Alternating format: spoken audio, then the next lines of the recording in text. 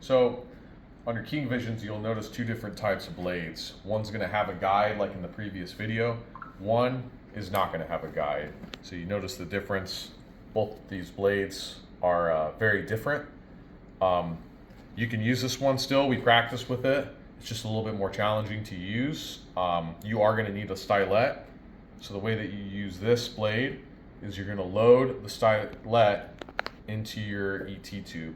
Now you kind of want it to follow the shape of this blade. Since there's no guide, you're going to need something to kind of hold the shape of the tube. So all I like to do is make kind of like a J, and I'm going to preload the tube into the King Vision. And we're going to go ahead and turn it on. And just try to follow the shape of this as best as you can. And you always want to lead with the blade, not the tube. So I hold this with one hand. And you want to kind of insert in the patient's mouth. That way, oh, it's stuck on the tongue.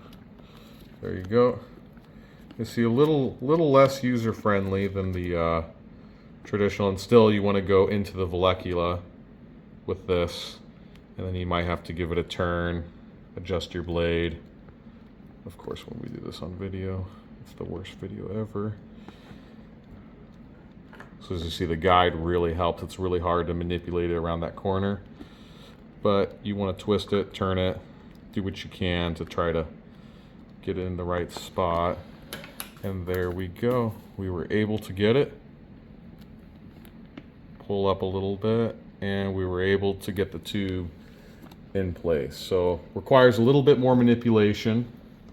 You obviously got to preload that with the stylet, and then you inflate your cuff.